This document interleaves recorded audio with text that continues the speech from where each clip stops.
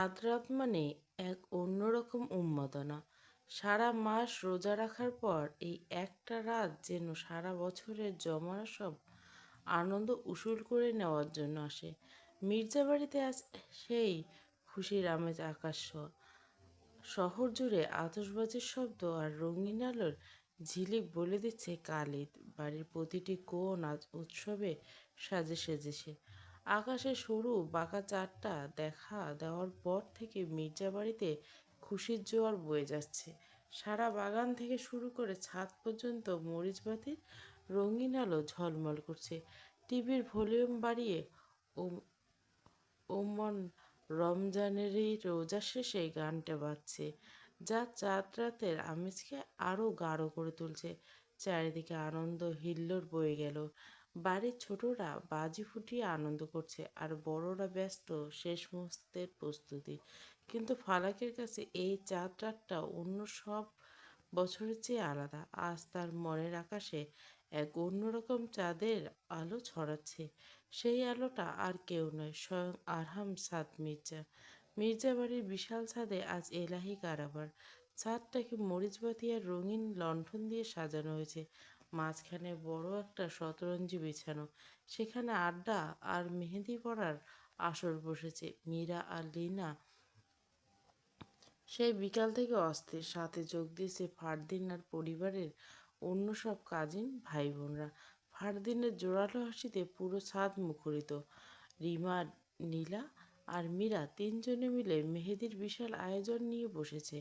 সাথে কাজিনরা ফারদিন আর একদল বন্ধুবান্ধব। ফারদিন আজ হলো সারাক্ষণ হাসি আর হই হুল্লোড়। নীলা, উফ, এবার কিন্তু একদম লেটেস্ট অ্যারাবিক ডিজাইন দেবো ভাবি। তোমার হাতটা দাও তো, তোমার হাতটা ফর্সা, নকশাটাও যা ফুটবে। ফালাক হাসতে হাসতে জাজিমের উপর বসলো। মীরা একটা কোলবালিশ টেনে ফালাকের হাতের নিচে দিয়ে দিল যাতে ওর কষ্ট না হয়। 2 মাসের প্রেগনেন্সি, যদিও ফালাক একটু সাবধানে রাখে সবসময়, চারদিকে এই উদ্দীপনা দেখে ফালাক নিজের সব ক্লান্তি ভুলে গেছে। মীরা একদম নখ থেকে শুরু করে কনুই পর্যন্ত ভরাট করে ডিজাইন করে দেব। ফারদিন ভাইয়া, তুমি শুধু আড্ডা দিলে হবে না, আমাদের জন্য একটু ভালো মিউজিক চালাও তো। ফারদিন, আরে মিউজিক তো চলবে, তোরা মেহেন্দি লাগা। রিমা নিজের হাতে অলরেডি গোল করে একটা মান্দালা ডিজাইন করে ফেলেছে। ফালাক মুগ্ধ হয়ে দেখছিল মীরার হাতের কাজ। মীরা খুব নিপুণভাবে ফালাকের হাতের তালুতে একটা নকশা তুলছে। চিকন জালির কাজ আর সূক্ষ্ম লতাপাতা। ফালাকের হাতটা ধীরে ধীরে এক জীবন্ত ক্যানভাস হয়ে উঠেছে। ফারদিন নিচ থেকে ট্রে হাতে ফিরে, এই যে ম্যাডামরা, গরম ফুচকা চটপটি হাজির। ততক্ষণে আয়ান, ঈশানও হাজির। সবাই মিলে একসাথে আড্ডা আর খাওয়ার এই দৃশ্যটা ফারাকের চোখে জল এনে দিল। বিয়ের আগের রাতগুলো ছিল ওর কাছে নিঃসঙ্গ আর মলিন। কোনো মতে নতুন একটা জামা জোগাড় হতো কি না, কিন্তু আজ অন্যরকম। ছাদের এক কোণে আতশবাজির রোশনাই আকাশটাকে রাঙিয়ে দিচ্ছে। ফালাক আকাশের দিকে তাকিয়ে মনে মনে বলল, আল্লাহ আমার এই পরিবারটিকে সবসময় যেমন হাসি খুশি রেখো। চাঁদ রাতের আড্ডা যখন শেষের দিকে, গভীর রাত, চারপাশটা বেশ শান্ত হয়ে এসেছে। ছাদের এক কোণে আরামদায়ক জাজিমের পর হেলান দিয়ে গল্প করতে ফালাক কখন যে ঘুমিয়ে পড়ছে সে নিজেও জানে না। ফালাকের সাথে আরও দুজন ওখানেই চোখ বুজেছে। সাদ নিজের ঘরে বসে সিগারেট খাচ্ছিল। ঠিক তখনই দরজায় টোকা পড়ে নীলার কণ্ঠস্বর, ভাইয়া আসবো? সাদের হাতে সিগারেট অ্যাশট্রেতে চেপে ধরল। এসো। নীলা ভেতরে ঢুকে ইতস্তত করে বলল, ভাইয়া ভাবি ছাদে ঘুমিয়ে পড়ছে, অনেক রাত হয়েছে তো আমরা সবাই নিচে নেমে এসেছি। আপনি গিয়ে ভাবিকে নিয়ে আসবেন। আমি আর ভাবিকে ডাকলাম না, খুব গভীর ঘুমিয়ে আছে মনে হচ্ছিল। সাদ ঘড়ির দিকে দেখলো, রাত 2:30 বাজে। ও কোনো কথা না বলে একটা দীর্ঘশ্বাস ফেলে নিজের শার্টের হাতা দুটো একটু গুটিয়ে নিল। তারপর নীলার সাথে ছাদের দিকে পা বাড়ালো। ছাদে গিয়ে দেখলো মরিচবাতিগুলো এখনো জ্বলছে, কিন্তু লোকজন সব যার যার ঘরে চলে গেছে। ফারদিন আর বাকি কাজিনরা আড্ডা শেষ করে বিদায় নিয়েছে। শুধু ফালাক এক কোণে বালিশে মাথা দিয়ে অঘরে ঘুমাচ্ছে। 2 হাতে মেহেন্দি তখনও শুকিয়ে কালচে হয়ে গেছে। চাঁদ ফালাকের একদম কাছে গিয়ে দাঁড়ালো। চাঁদের মায়াবী আলো আর নিভু নিভু লণ্ঠনের আভায় ফালাকের ফর্সা মুখটা আজ আরো বড্ড নিষ্পাপ লাগছে। ঘুমের ঘরে ও একটু কুঁকড়ে আছে, হয়তো রাতের হিমেল বাতাসে ওর একটু শীত লাগছে। চাঁদ খুব সাবধানে ফালাককে নিজের পাজাগুলো করে তুলে নিল। ফালাক ঘুমের ঘরে স্বাদের প্রশস্ত বুকে নিজের মুখটা একটু ঘষে নিল, যেন অবচেতন মনেই ও বুঝতেই পারছে এটা ওর সবচেয়ে নিরাপদ আশ্রয়। চাঁদ ফালাককে নিয়ে ধীর পায়ে সিঁড়ি দিয়ে নিচে নামতে লাগলো। নীলা পাশ থেকে চাঁদের এই রূপ দেখে মনে মনে হাসলো। যে চাঁদ মির্জা সারাক্ষণ গম্ভীর হয়ে থাকে, সে আজ নিজের স্ত্রীকে কতটা আগলে রাখছে। রুমে ঢুকে চাঁদ ফালাককে খুব সাবধানে বিছানায় শুইয়ে দিল। মেহেন্দি মাখানো হাত দুটো বালিশের পাশে এমনভাবে রাখলো যাতে রং নষ্ট না হয় বা ফালাকের কপালের উপর এসে পড়া কয়েকটা অভদ্র চুল চাঁদ আঙুল দিয়ে সরিয়ে দিল। বড্ড ছেলে মানুষ। চাঁদ জানলাটা বন্ধ করে এসির তাপমাত্রা কমিয়ে দিল। চাঁদ একটা পাতলা নরম চাদর টেনে নিল। খুব সাবধানে ফালাকের গায়ের উপর সেটা বিছিয়ে দিয়ে নিজেও সেই একই চাদরের নিচে ঢুকে পড়ল। এসির হালকা ঠান্ডায় চাদরের ওমটুকু এখন খুব আরামদায়ক লাগছে। ফালাক গভীর ঘুমে আচ্ছন্ন। চাঁদ ধীরে ধীরে মুখটা নিচু করে ফারাকের শরীর পরিচিত ঘ্রাণ, যা কেবল চাঁদের জন্য এক ধরনের নেশা তৈরি করে। চাঁদের নিঃশ্বাসে ফালাকের সংবেদনশীল চামড়া আঁচড়ে পড়ছে। ঘুমের ঘোরে ফালাক একটু নড়চড় করে উঠল। চাঁদের প্রশস্ত বুকের উষ্ণতা পেয়ে অবচেতন মনে ওকে আরো শক্ত করে জড়িয়ে ধরল। ফালাক চাঁদ ফালাকের গলার কোমল ত্বকে আলতো করে ফালাকের চিবুকের কাছে নিজের নাকটা ঘষল। তাদের প্রতিটি নিঃশ্বাসে আজ শুধু ফালাকের অস্তিত্ব। ফালাক নিজের বুকের সাথে নিবিড়ভাবে মিশিয়ে নিয়ে ঘুমের দেশে তলিয়ে গেল। সাদের ঘুম ভাঙল। পাশে হাত বাড়াতে দেখলো বিছানার পাশটা খালি, ফালাক নেই। সাদ উঠে বসে একবার চারপাশটা দেখে। রুম পরিপাটি। সাদ আর দেরি করলো না, সরাসরি ওয়াশরুমে গিয়ে শাওয়ার নিয়ে বের হলো। কোমরে তল জড়ানো চুলে পানিগুলো বিন্দু বিন্দু চিকচিক করছে। আলমারি খুলতেই দেখলো ইস্ত্রি করা নতুন সাদা রঙের পাঞ্জাবি আর পায়জামাটা খুব সুন্দর করে রাখা। এগুলো তার বউয়ের কাজ। মেয়েটার সব দিকে খেয়াল রাখে। স্যার দ্রুত তৈরি হয়ে নিল। পাঞ্জাবের হাতা দুটো ঠিক করতে করতে আয়নায় নিজের প্রতিচ্ছবি দেখছিল। তখনই নিচ থেকে আয়নার ডাক শোনা গেল, ভাই কত দেরি? আব্বু আর চাচারা সবাই চলে গেছে। ঈদের জামাত শুরু হতে আর বেশি দেরি নেই, জলদি নামো। রাত দ্রুত চুলে চিরুনি চালিয়ে নিল।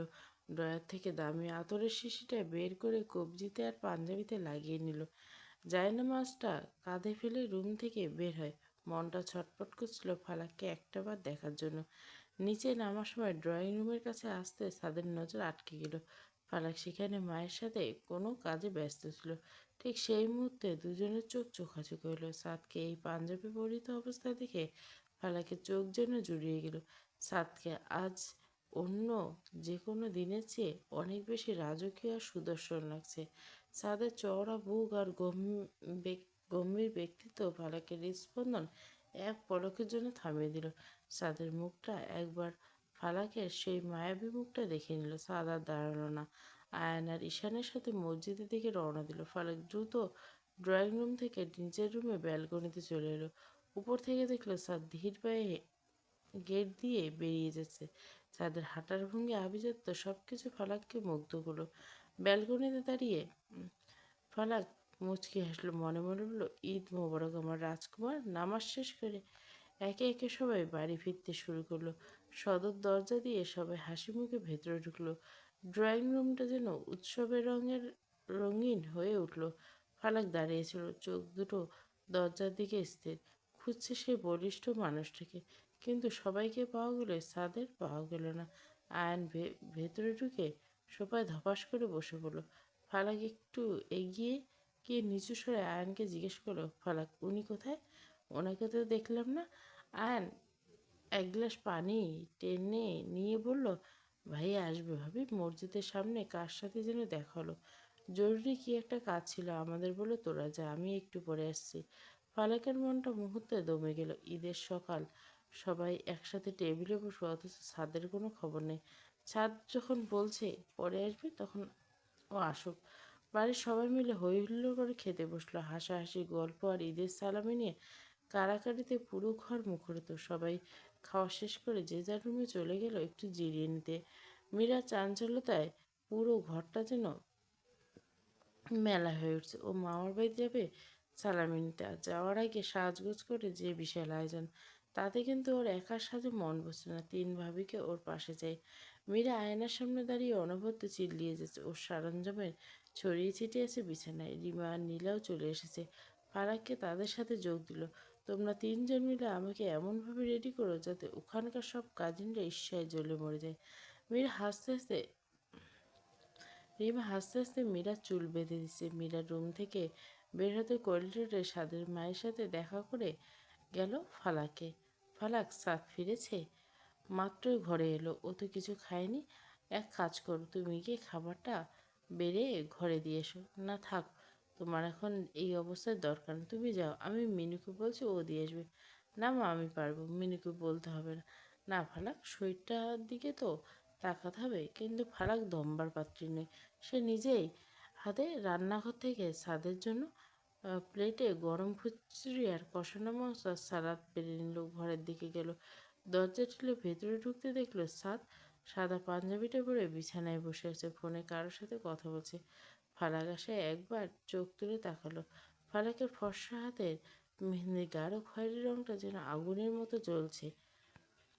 এই রং আর ফালাকের স্নিগ্ধ মুখটা সাদের অস্থির মনকে আর নিমেষে শান্ত করে দিল। ফালাক খাবারটা রেখে যখন ফিরে যেতে যাবে তখনই সাদের ভারী কণ্ঠস্বর আর ঘর জুড়ে প্রতিধ্বনিত হলো, দাঁড়াও। ফালাক দাঁড়িয়ে গেল। সাদ ফোনটা পাশে রেখে ফালাকের দিকে স্থির দৃষ্টিতে তাকালো। তুমি খাইয়ে দাও। ফালাক একটু অবাক হলো। ফালাক আর না করতে পারলো না। সাদের পাশে বসে এক লোকমা খিচুড়ি আর মাংস বেঁকে সাদের মুখের সামনে ধরলো। মেহেন্দির আঁকা সুন্দর আঙুলগুলো সাদের ঠোঁটে স্পর্শ করলো। সাদ অপারক দৃষ্টিতে ফালাকের দিকে তাকিয়ে রইল। ফালাকের খুব যত্ন করে ওকে খাইয়ে দিচ্ছে। সাদের মনে তৃপ্তি, শান্তি অনুভব হচ্ছে। ফালাক খাওয়া শেষ করে বের হয়ে আয়নার সামনে দাঁড়ালো। রুমটা তখন একটা নিঝুম। সাদ বিছানায় গা হেলিয়ে দিয়ে আধো ঘুমায়। কিন্তু হঠাৎ চোখের পাতা খুলে ওর দৃষ্টি স্থির হয়ে গেল ফালাকের উপর।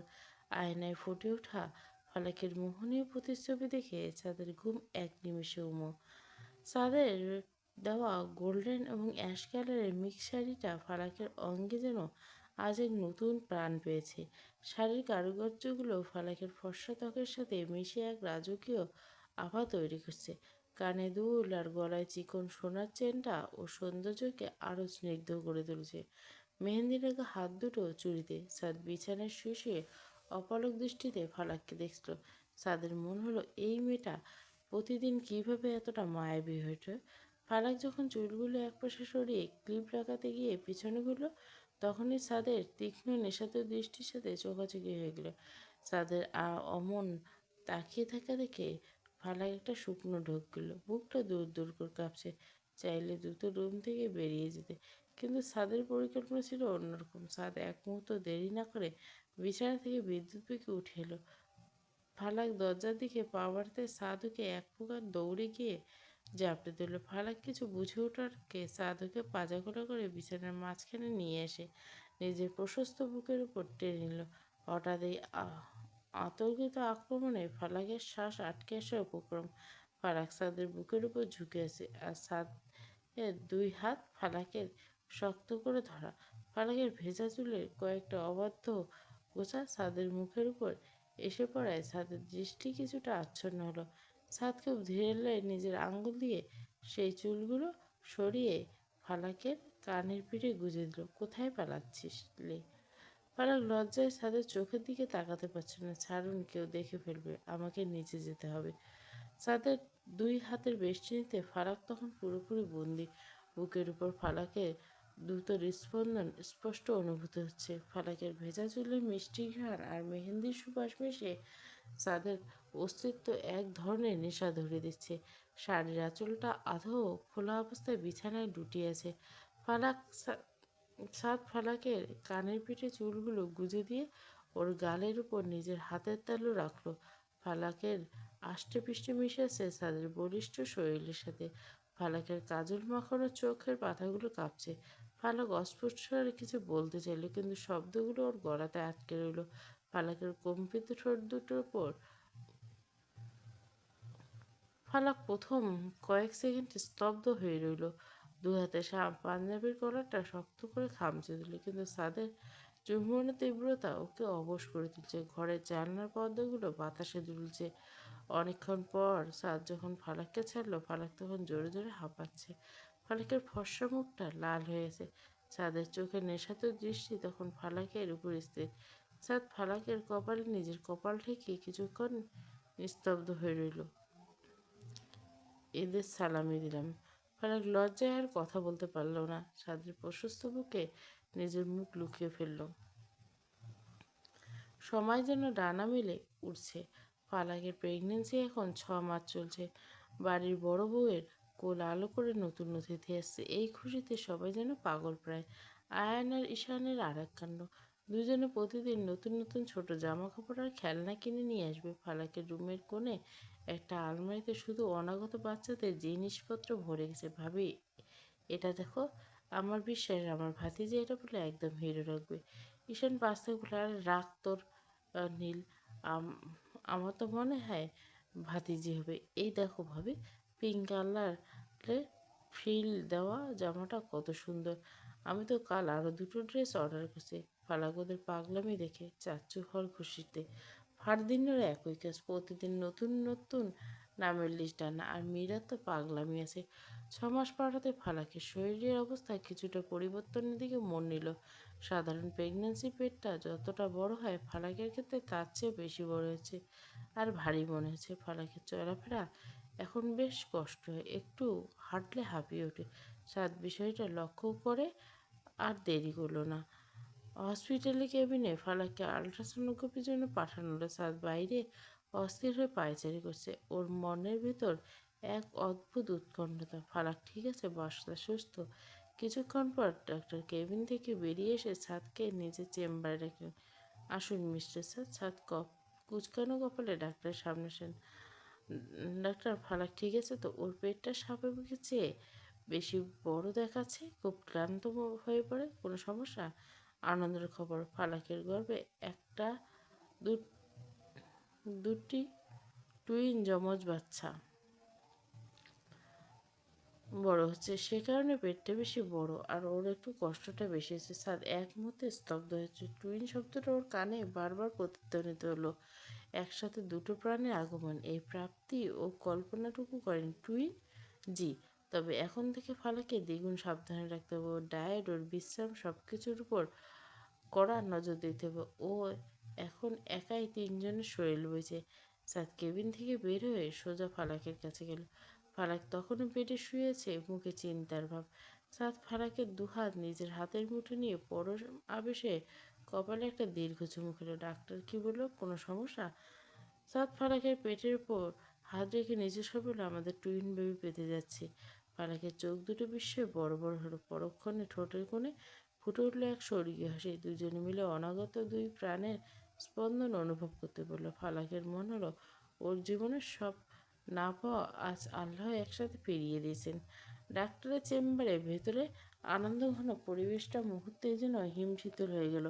ফালাকের যমজ সন্তান হওয়ার খুশিতে তাদের মুখে যে হাসিটা ফুটেছিল, ডাক্তারের পরবর্তী কথায় তা পাথরের মতো জমাট বেঁধে গেল। ডাক্তার ফাইলটা বন্ধ করে অন্তত গম্ভীর মুখে সাদের দিকে তাকালেন। মিস্টার মির্জা, আমি দুঃখিত, এই খুশির খবরের সাথে আপনাকে একটা কঠিন সত্যের মুখোমুখি করতে হবে। ফালাকের রিপোর্টগুলো খুব একটা সুবিধার নয়। সাদের হৃদস্পন্দন যেন এক মুহূর্তের জন্য থমকে গেল। কি বলতে চাচ্ছেন ডাক্তার? পরিষ্কার করে বলুন।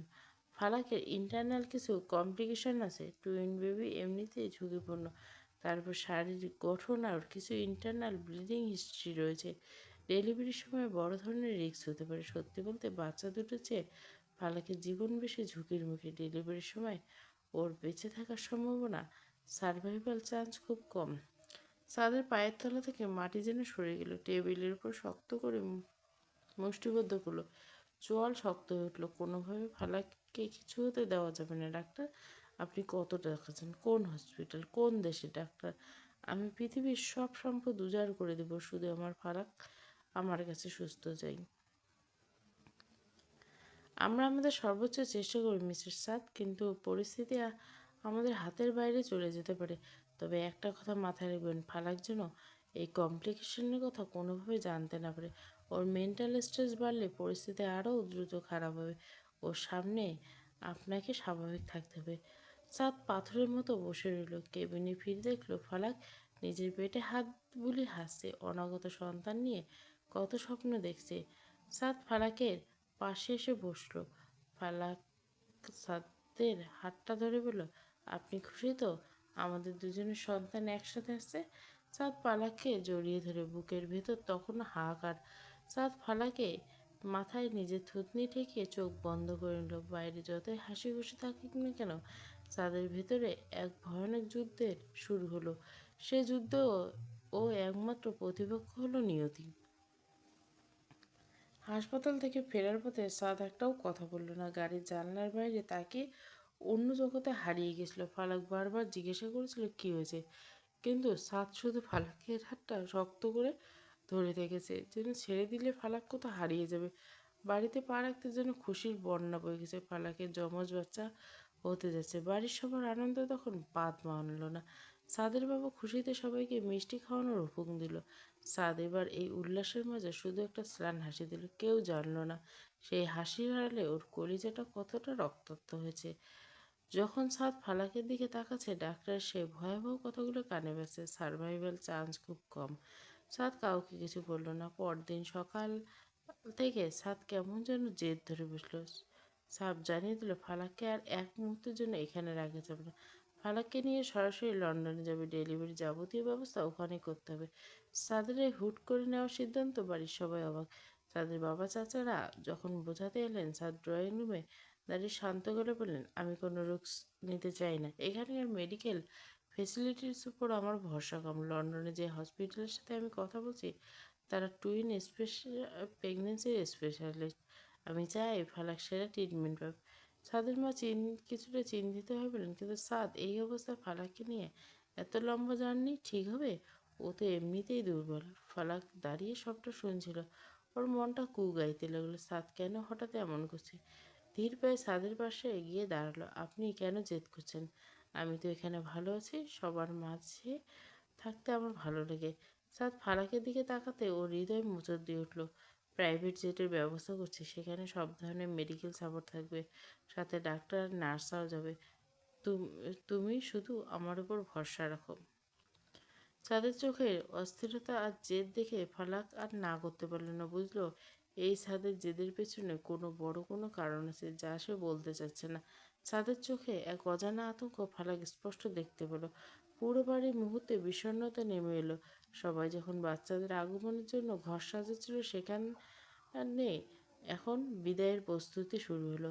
সাদ কাউকে বুঝতে দিল না। সাদের নিজস্ব ম্যানের হাউসের সামনে দাঁড়ালো গাড়ি, দ্য হ্যাভেন। ফালাকের চোখ বিস্ময়ে চমক গাছ। বিশাল এলাকা জুড়ে বিস্তৃত এই ম্যানর হাউসের সামনেটা লাল ইটের তৈরি, যার উপর লতানো সবুজ আইরি গাছগুলোর উপর দিকে উঠে গেছে। বাড়ির সামনে মাইলের পর মাইল বিস্তৃত মখমলের মতো সবুজ ঘাসের নল। সাদ ফালাকের অতি সাবধানে গাড়ি থেকে নামিয়ে ভেতরে নিয়ে এলো। ভেতরে পা রাখতে ফালাক অনুভব করলো এক রাজকীয় উষ্ণতা। বড় হল রুমে ঢুকতে চোখে পড়ল বিশাল এক ঝাড়বাতি, যা থেকে সোনালি আভা ছড়িয়েছে। নিচতলার মেঝেটা সাদা কালো মার্বেল, যা আয়নার মতো চকচক করছে। উপরতলার ওঠার জন্য ঘোরালো সিঁড়িটা রয়েছে, আর রেলিংয়ের উপর হাতে খোদাই করা নকশা। প্রতিটি ধাপে মখমলে লাল কার্পেট বিছানো, দেওয়াল জুড়ে বড় বড় অয়েল পেন্টিং। সাদ ফালাককে নিয়ে গেল বেডরুমে। রুমটা বিশাল, চার কোনায় খুঁটি দেওয়া বিশাল এক বিছানা, ফোর পোস্টেড বেড, যাতে ধবধবে সাদা রেশমি চাদর আর তুলতুলে ডজনখানিক কুশন রাখা। রুমের একদিকে বিশাল ফেন্স উইন্ডো, যেখান থেকে লন্ডনের বিকেলে আকাশ আর দূরের গাছপালা সারি সারি দেখা যায়। জানলার পাশে রাখা দুটি আরামদায়ক ভেলভেটের সোফা আর ছোট্ট ফায়ারপ্লেস, যেখানে পাইন কাঠ পড়েছে ঘরটাকে উষ্ণ রাখার জন্য। রুমের ভেতরে এখনো পাইন কাঠের পোড়া মিষ্টি গন্ধ আর রুম ফ্রেশনারটা হালকা ঘ্রাণে আচ্ছন্ন হয়েছে। সাদ নার্সকে রেখে তাড়াতাড়ি এখানে ফালাকে টেক কেয়ার করবে। ম্যানার হাউসে ফালাকের দিনগুলো কেটেছে এক অদ্ভুত মায়াবী ঘোরাটোপে। বাইরের আবহাওয়া বেশ ঠান্ডা, মেঘলা আকাশ আর ঝিরঝিরে বৃষ্টি লন্ডনের চিরচেনা রূপ। কিন্তু ঘরের ভেতরে ছাদের কড়া নজরদারিতে ফালাকের জীবন যেন এক পুতুলের মতো হয়ে উঠছে। ছাদ এখন বেশিরভাগ কাজ বাড়ি থেকেই সামলে। ফালাকের শরীর এখন বেশ ভারী। এই সময়টা ছাদ ও ছায়া হয়ে আছে। সেদিন বিকেলবেলা ফালাক আয়নার সামনে বসে নিজের চুলের সাথে যুদ্ধ করছিল। গোসলের পর চুলগুলো শুকিয়ে যাওয়ায় জট পাকিয়ে গেছে যে চিরুনি কিছু কাজ করছিল না।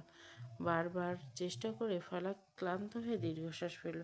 আয়নায় দেখলো ছাদ দরজায় দাঁড়িয়ে। ওর এই অসহায় অবস্থা দেখলো। ছাদ ধীর পায়ে এগিয়ে গেল, ফালাকের হাত থেকে চিরুনিটা কেড়ে নিল। ওকে আলতো করে চিরুনিটা কেড়ে নিল, ওকে আলতো করে বিছানায় বসিয়ে দিল। ছাদ কোনো কথা না বলে ফালাকের পেছন দিকে বসলো। আঙুল দিয়ে চুলের জটগুলো ছাড়াতে লাগলো। ছাদের মতো যে কিনা রাগী বদমেজাজি সবসময় মারামারি করতো, সে আজ বড্ড মনোযোগ দিয়ে ফালাকের চুল আঁচড়াচ্ছে। কিছুক্ষণ পর ছাদ চুলগুলো 3 ভাগ করে বেনি করতে শুরু করলো। কিন্তু বেনি করতে গিয়ে ছাদের অবস্থা নাজেহাল। কোনোটা ঢিলে হয়ে যাচ্ছে, আবার কোনোটা টাইট। ছাদের কপালে বিন্দু বিন্দু ঘাম জমে যাচ্ছে, যেন কোনো বড় প্রজেক্টের কাজও করছে। অবশেষে বেনি যখন শেষ হলো, আমি সুপ নিয়েছি, একদম নড়বে না এখান থেকে। চাঁদ ঘর থেকে বেরিয়ে যেতে ফালাক সেই আঁকাবাঁকা বেনি হাতে নিয়ে হাসতে লাগলো। রান্নাঘর থেকে গরম স্যুপের বাটিটা হাতে নিয়ে চাঁদ রুমে ফেলল। ফালাককে আতশো হয়ে জানলার দিকে তাকিয়ে বৃষ্টির ঝড়ের পরে দেখছিল। চাঁদ ধীর পায়ে এগিয়ে এসে বেডসাইডের টেবিলের বাটিটা রাখলো। ধোয়া ওঠা চিকেনের স্যুপের ঘ্রাণে ফালাকের ক্ষুধা যেন একটু চনমন করছে। চাঁদ নিচ থেকে ছোট্ট টেবিলে ফালাকের সামনে এনে চামচ দিয়ে স্যুপটা নেড়ে আলতো করে ফু দিয়ে ঠান্ডা করতে লাগলো। ফালাক অপলক দৃষ্টিতে চাঁদের দিকে তাকিয়ে দিল। মানুষটা কি নিপুণভাবে সবটা করছে। চাঁদ এক চামচ স্যুপ ফালাকের ঠোঁটের কাছে ধরল। নাও। ফালাক এক চুমুকে খেয়ে মুখটা একটু কুঁচকালো। একটু নুন কম হয়েছে মনে হয়। চাঁদ একবার ফালাকের চোখের দিকে তাকিয়ে নিজে এক চামচ টেস্ট করলো, তারপর গম্ভীর মুখ হলো। ডাক্তার নুন কম খেতে বলছে, ব্লাড প্রেশার কন্ট্রোল রাখতে হয়। চাঁদ আবারও এক চামচ ফালাকের মুখে দিতে লাগলো। ফালাক ছোট্ট বাচ্চার মতো বাধ্য হয়ে খেয়ে যাচ্ছে।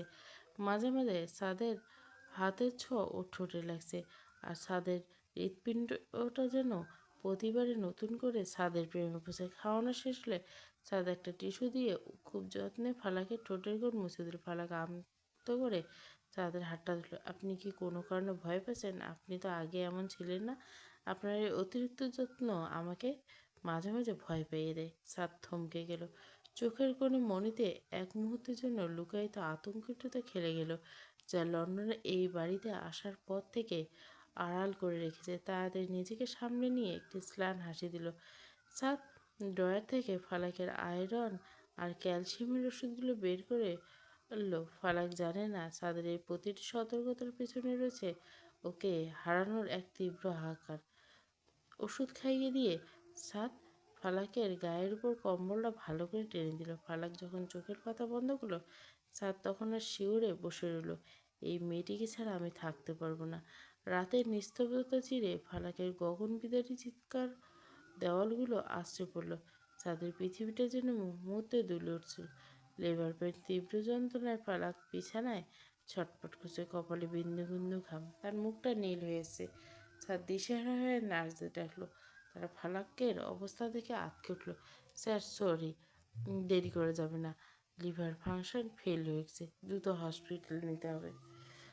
অপারেশন থিয়েটারের বাইরে ছাদ দরজার কপাল ঠেকে দাঁড়িয়ে আছে। একটু পর ডাক্তার রক্ত ভেজা গ্লাভস হাতে নিয়ে বেরিয়ে এলো। তার গম্ভীর আর করুণ মুখচ্ছবি দেখে ছাদের বুকটা কেঁপে উঠল। I am sorry Mister Mirza, you are trying our best, কিন্তু আপনার ওয়াইফের অবস্থা খুবই সংকটজনক। আমরা হয়তো শুধু বাচ্চাদের বাঁচাতে পারবো, কিন্তু আপনার স্ত্রীকে প্রায় অসম্ভব। আপনি শেষবারের মতো চাইলে ওকে দেখা করতে পারেন। ডাক্তারের এই কথাগুলো ছাদের কানে সীসার মতো ঢুকলো। সাদ আর কিছু শুনতে পেল না। ফালাক এখন একা একা অজানার পথে পা বাড়াচ্ছে। সাদ টলমল করে ওখান থেকে বেরিয়ে গেল। ফালাককে একা যেতে দেবে না। সাদ হাতে কলম ধরল। আয়ানের উদ্দেশ্যে ওর চিঠি। প্রিয় আয়ান, তুই যখন এই চিঠিটা পাবি তখন হয়তো এই শহরে আমাদের এক নতুন ভোরের সূর্য উঠবে, কিন্তু আমার আর ফালাকের জন্য এই সূর্য চিরদিনের জন্য ডুবে গেছে। আয়ান, তুই তো জানিস আমার জীবনটা আগে কেমন ছিল। পাথরের মতো শক্ত, নিরস আর একা। ফারাক যখন আমার জীবনে এলো আমি ওকে দু চোখে দেখতে পারতাম না। ওকে তাচ্ছিল্য অবহেলা করছে, কিন্তু এই মেয়েটা তার সরলতা আর মায়া দিয়ে আমার এই বিষাক্ত জীবনটাকে অমল দেখেছে। ও আমাকে নতুন করে বাঁচতে শিখেছে, আমাকে ভালোবাসার মানে বুঝেছে। আর অপারেশন থিয়েটারের দরজায় দাঁড়িয়ে ডাক্তার যখন বলল ও থাকবে না, আমি বুঝলাম আমার পৃথিবীটা ওর সাথেই শেষ হয়ে গেছে। আয়ান, ফালাক বড় কোমল একটা মেয়ে। ও একা একা কোথাও যেতে খুব ভয় পায়। আমি কিভাবে একাকী ওই পাড়াপাড়ের দীর্ঘ রাস্তা ছেড়ে দিই? ও যদি সেখানে গিয়ে আমায় হাত খোঁজে, ও আমাকে না পেলে কেঁদে ফেলবে। আমি ওকে ছাড়া ছাড়তে পারলাম না। ও যেখানে যাচ্ছে আমি ওর হাতটা শক্ত করে ধরে ওখানেই যাচ্ছি। আমরা অন্য কোথাও এক হব। আয়ান, আমার একটা শেষ অনুরোধ রাখবি? আমার অনাগত সন্তানদের চোখে তুই দেখিস, ওদের আগলে রাখিস, ওদের নিজের পরিচয়ে বড় করিস। ওদের বলিস ওদের মা ছিল এই পৃথিবীর শ্রেষ্ঠ এক মানবী। ভালো থাকিস। মির্জাবাড়ির দায়িত্ব আজ তোর কাঁধে দিয়ে গেলাম। ফালাক ডাক ছেড়ে, ওর খুব ভয় লাগছে, আমি যাচ্ছি। ইতি তোর বড় ভাই, সাদ মির্জা। চলবে। ফালাক পর্ব 9। পুরো গল্পটা প্লেলিস্টে।